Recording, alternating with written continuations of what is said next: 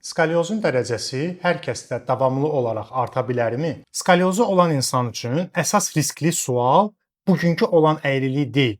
Əsas sual bu əyriliyin 3-5 ildən sonra hansı dərəcəyə gələcəyi və yaxud da eyni qalıb qalmayacağıdır. Bəli, bəzi hallarda skalyoz proqres göstərə bilər və yaxud da bəzi hallarda olduğu kimi qala bilər. Boy artımı və inkişaf dövrü tamamilə bitdikdən sonra belə yüksək dərəcəli əyriliklərdə fəqərələrə və disklərin üzərinə düşən qeyri-bərabər yükləmə davam edir. Məhz elə bu da zamanla əyriliyin daha da artmasına səbəb olur. Bundan əlavə peşə xəstəliyi dediyimiz, yəni cərrahlarda, diş həkimlərində, bərbərlərdə, yəni asimetrik vəziyyətdə uzun müddət işləməyə məruz qalan insanlarda onurğanın bir tərəfinə düşən mexaniki stres artmış olur. Başqa bir misal çəkməli olsaq, məsələn, yaşla bağlı disklərdə yaranan degenerativ dəyişiklik səbəbindən skalyozun proqresiyası müşahidə oluna bilər. Amma vacib bir məqam var ki, hər bir skalyoz bu formada deyil və illərlə qalsa belə eyni vəziyyətdə qalır. Proqresiyası olmur. Ancaq bəzi skalyozlarda isə